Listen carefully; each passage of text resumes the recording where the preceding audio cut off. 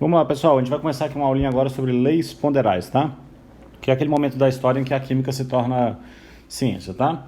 É, No primeiro momento eu vou para uma parte histórica, que é quando a química não é ciência ainda. São algumas concepções que surgiram à época, tá?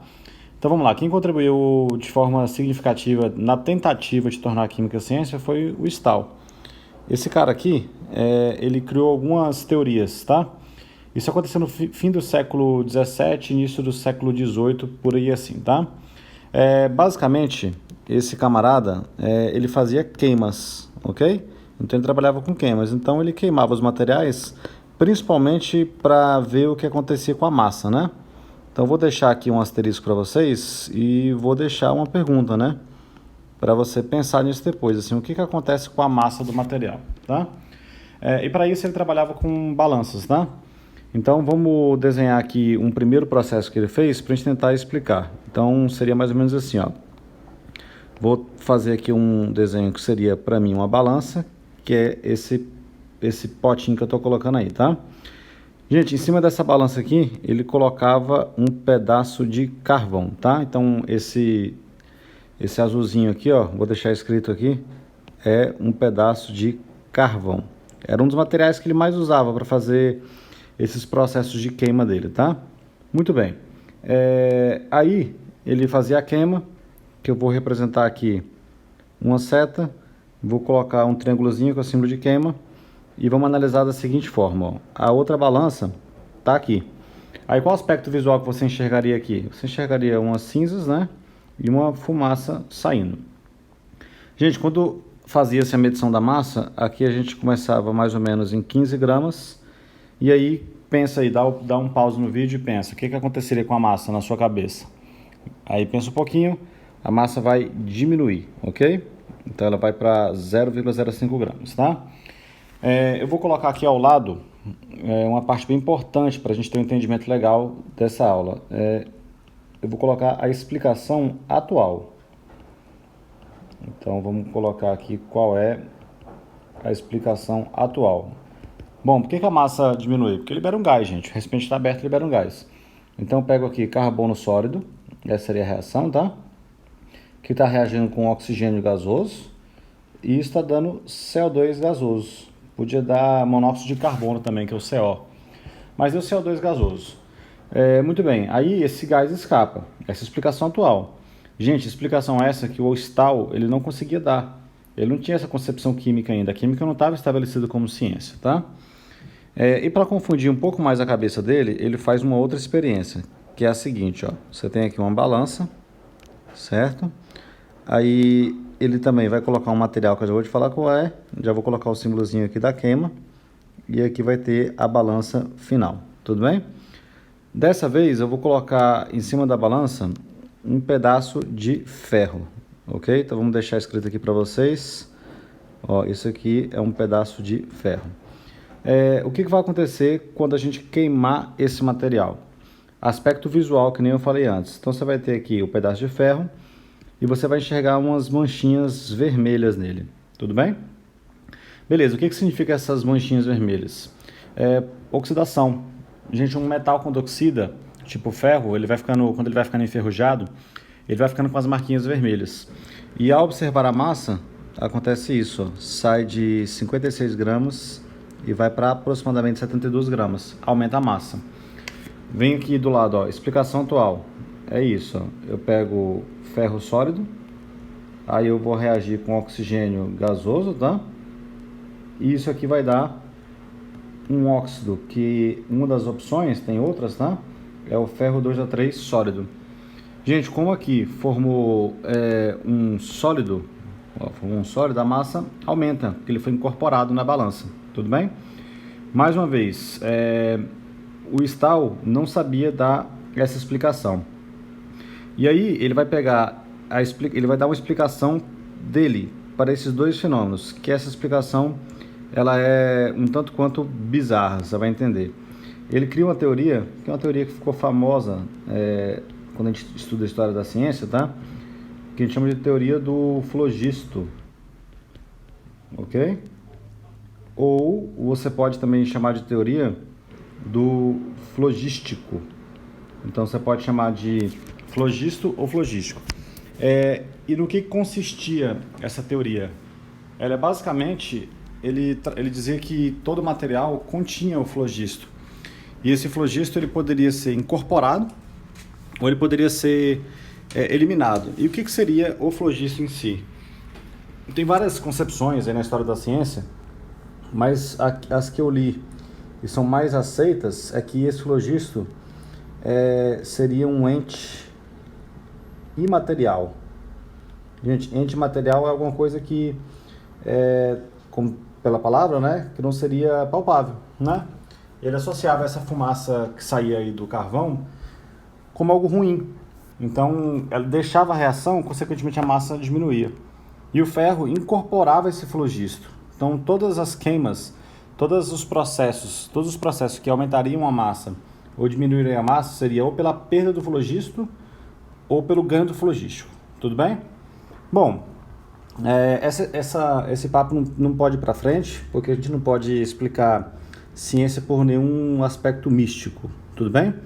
Aí, agora, as coisas começam a esquentar um pouquinho mais, tá? A gente vai falar de um camarada que ele tenta romper com a teoria do flogístico. E é esse cara aqui, ó. Gente, esse cara é considerado um gênio da química, tá? Ele é o Lavoisier, tá? Gente, Lavoisier, ele é considerado o pai da química. Por que a gente considera o pai da química? Porque ele nasceu, ele colocou a química para funcionar como ciência, método científico, repetição de experiências e elaboração de teoria, tá? E então vai ser o seguinte, ó, o Lavoisier, eu vou até colocar essa informação aqui para vocês terem clareza disso, ó. Ele é o pai da química, sim? Esse camarada, ele desenvolve balanças fechadas, tá? Então eu vou representar um processo que ele fez aqui, que seria mais ou menos assim, ó. Isso aqui seria uma balança. Essa balança ficou muito ruim, né? Deixa eu refazer ela. Pronto, isso aqui seria uma balança e ela está fechada, tá? E eu vou colocar aqui praticamente o mesmo processo, ó. Só que eu vou colocar o antes e o depois, tá? Então vamos lá, setinha para a gente representar a queima, tá? Gente, aqui dentro a gente tem um pedaço de carvão, tá? Vamos colocar escrito aqui dentro para que vocês saibam depois na hora de estudar. Então aqui tem o carvão e ele vai ter a queima. E essa balança ela está toda fechada, sim? Gente, aí o que vai acontecer quando a gente fizer essa queima? O que você vai enxergar aqui? O mesmo aspecto visual, as cinzas e a fumaça saindo. Acontece que quando a massa era medida, a gente media aqui cerca de 15 gramas e aqui 15 gramas. Aí o que o Lavoisier conclui? Assim, que na verdade não tem flogisto, não tem ente material que estava deixando a reação. Está acontecendo o que ele mesmo chamou de conservação das massas. Então ele estabelece a lei dele, que é a famosa lei da conservação das massas, que significa basicamente que em um recipiente fechado, né? Quando o recipiente está fechado, a soma das massas dos reagentes é igual à soma das massas dos produtos. Então não tinha flogisto, né? Aí eu vou colocar uma palavra, gente, que é muito importante. O Lavoisier acreditava nisso aqui, ó, que é uma recombinação de materiais. Os materiais se recombinavam. Basicamente o que estava ali nas cinzas e na fumaça era as mesmas coisas que estavam no carvão, só que de forma recombinada. Eles se recombinaram e consequentemente formando novos materiais, tá? Vamos colocar algo importante aqui. O Lavoisier indica para a gente o fim do flogisto, fim da teoria do flogisto, certo? Ele começa a propor também, gente, reações, processos, que eu vou colocar aqui, ó. Vamos lá, olha para esse lado aqui. Ó, eu vou colocar um processo muito realizado por ele. Aí eu coloco aqui hidrogênio. Aí aqui eu coloco oxigênio, certo? E eu não posso escrever ainda muitas dessas substâncias, porque o Lavoisier não tinha essa ideia ainda de escrever H2, O2, H2O, isso não tinha, tá? Então era por escrita mesmo, hidrogênio mais oxigênio dando água. E aí eu vou colocar o que é simples para a lei de Lavoisier se o sistema estiver fechado. Eu coloco 2 gramas, aqui 16 gramas, aí aqui passa a ter 18 gramas, tudo bem?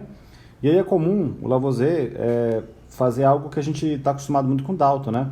Representar por simbologias. Eu vou criar minhas próprias simbologias. Seria mais ou menos assim, ó. O hidrogênio seria, sei lá, uma bolinha vermelha. Aí eu represento o oxigênio como uma bolinha azul. Consequentemente, para representar a água, desde que eu considere que a bolinha vermelha está pesando 16 gramas, ou desculpa, 2 gramas, e que a bolinha azul está pesando 16 gramas, aí eu tenho que representar então a água como se fosse uma bolinha vermelha juntamente a outra bolinha azul. Essa seria a representação. E em cima disso que eu estou colocando para vocês, ó, é que vocês conseguem observar justamente o que eu estou falando, que é a recombinação. Aí eu vou colocar outra palavra mágica importante, tá? Ele também cita essa palavra que também é citada por Dalton lá na frente, que nós chamamos de rearranjo. Então acontece aí um rearranjo de materiais, ok? E você pode perceber pelas bolinhas que estão sendo representadas aí. Tudo bem? Então, se você não pode olhar para Lavoisier e só olhar essa soma, gente, que 2, 16 e 18, porque isso é relativamente simples de ser observado. Você tem que olhar para esses aspectos que eu estou destacando, principalmente a recombinação e essa palavra, rearranjo. É disso que as provas mais gostam de cobrar de vocês. Tudo bem? Para finalizarmos nossa aula, vamos para a última lei. A gente vai falar aqui agora de um outro camarada que surgiu na sequência do Lavoisier. Ele é chamado de Proust, certo? É a lei de Proust. Gente, o Proust, ele tem uma lei que já vou colocar aqui de maneira direta, tá? Ele é conhecido como lei das proporções. Então, lei das proporções. E essas proporções são definidas, tá? Daqui a pouco você vai entender o que é uma proporção definida, tá? Na cabeça de Proust. Então, eu vou começar colocando um processo, que seria carbono. Aí, o carbono reage com oxigênio. Beleza? E esse processo aqui, ele daria gás carbônico. Então, carbono mais oxigênio, ele vai gerar gás carbônico. Tudo bem? E aí, você vai ver que não vai ter novidade, ó. Eu vou colocar o clássico, 3 gramas. Aí aqui eu coloco 8 gramas. E aqui eu vou colocar 11 gramas. Tudo bem? Para melhorar o entendimento, eu vou apagar a palavra gás carbônico aqui, tá? Eu vou colocar o seguinte, eu vou colocar uma substância X, não sabemos qual é, tá? Até porque, né, gente, carbono com oxigênio pode gerar tanto gás carbônico como monóxido de carbono, tudo bem? Beleza, aí vamos lá, vamos seguir aqui nosso raciocínio. Eu vou colocar 4 experiências, tá? Então aqui, essa experiência 1, essa aqui é a experiência 2, essa aqui é a experiência 3, e eu vou colocar uma 4ª experiência. Então, isso aqui, gente, é como se fosse uma receita de bolo, né? 3 com 8 dá 11, então se eu quiser mexer na receita, eu vou mexer sempre em proporção, entenderam? Então, ó, sempre mexendo em proporção, beleza? Então, vamos lá. Eu vou colocar 6 gramas, essa é uma proporção simples de ser observada. Consequentemente, aqui eu vou colocar 16 gramas, e aqui eu vou colocar 22 gramas. Para quem não percebeu, o que aconteceu? Ó, daqui para cá, eu multipliquei por 2.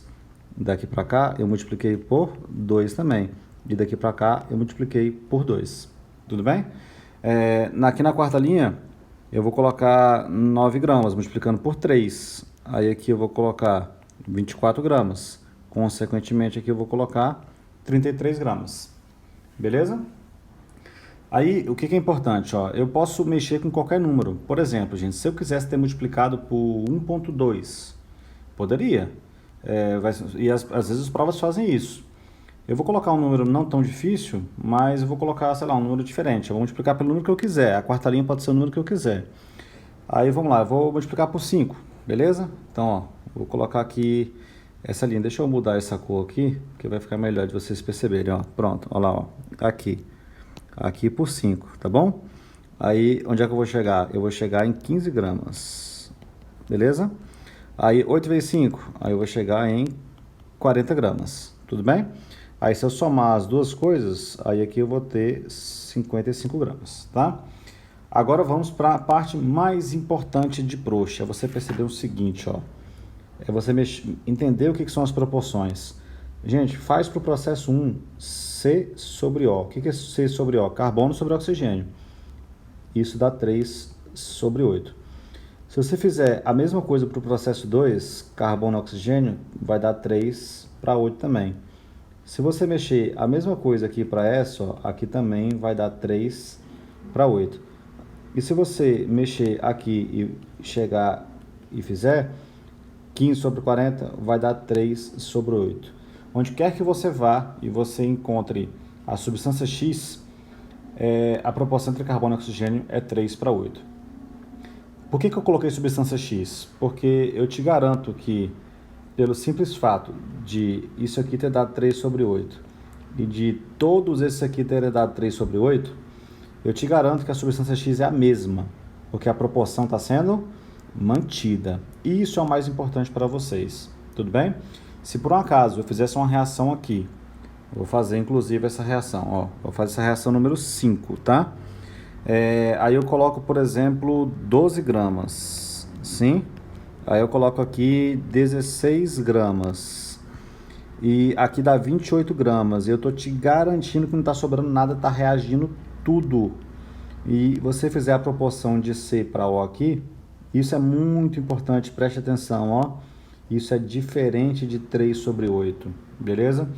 Se isso é diferente de 3 sobre 8, isso é diferente da substância X, ok?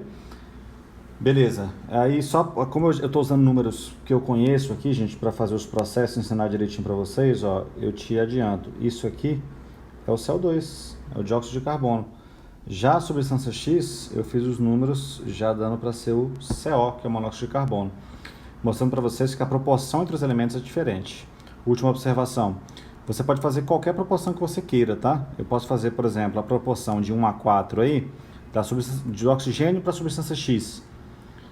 Na reação 1, por exemplo, é de 8 para 11. Isso vai sendo mantido também em todos os processos, menos, claro, no processo 5, que está dando algo diferente de substância X.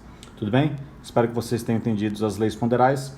Elas serão primordiais para você conseguir entender os próximos momentos que a gente vai falar sobre os modelos atômicos. Beleza?